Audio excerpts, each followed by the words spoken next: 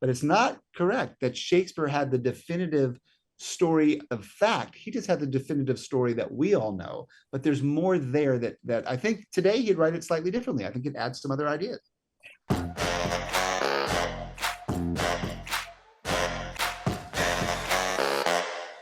This movie, it's a bop. I loved it. Oh, what a great Bob. I And, love it. and I'm a big fan of, the 1960s version. I remember seeing that, catching it on television when I was a child and just being completely enamored by it, but also heartbroken because I was probably like 12 or 13 when I saw it for the first time. So I really enjoy your reimagining because in a way it kind of heals my heart a little bit. Oh, thank you.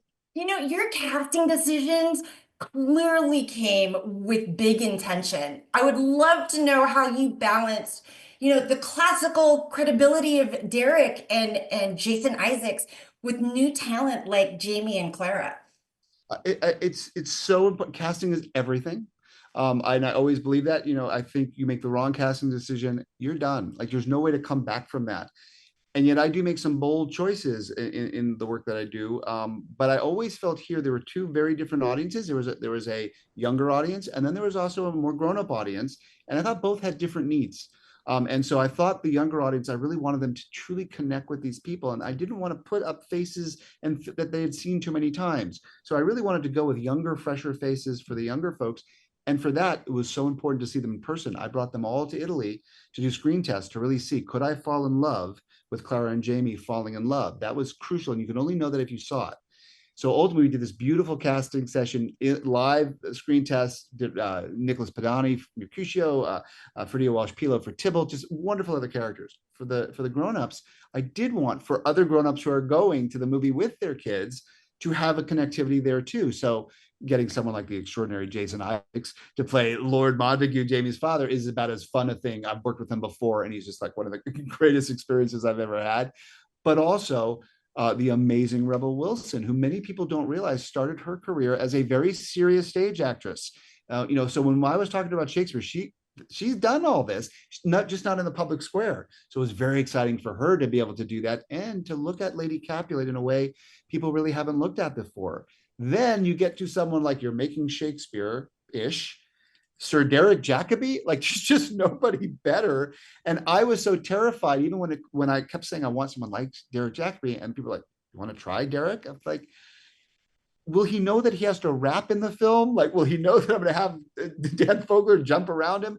That's why he did it, because his whole life has been looking at new adaptations and new colors for Shakespeare. So he loved what we were doing. So it really was a balance between knowing there were two audiences going to the film.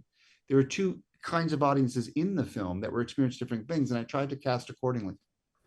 I would love for you to just speak on that. Again, I was reading the production notes that, everybody's familiar with Shakespeare's version of Romeo and Juliet, but you were able to, you know the history and the deep history that Shakespeare's version was just another version of a very old story. So The I would, most famous, right? Of course, right. that's the one. But much to my shock, to be honest, when I was directing on stage earlier, I didn't do as deep a dive. So I didn't know this. As I started exploring how to do it as a movie, I suddenly realized Shakespeare didn't invent one character or one scene. He based it on all of these works over hundreds of years from four different Italian authors, a Parisian author, a UK poet, all going back to the actual historical records that only exist from the church in 1301, because it was marking births and deaths and land rights.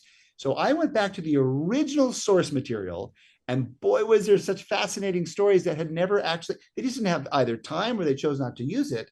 But it's not correct that Shakespeare had the definitive story of fact. He just had the definitive story that we all know. But there's more there that I think today he'd write it slightly differently. I think it adds some other ideas.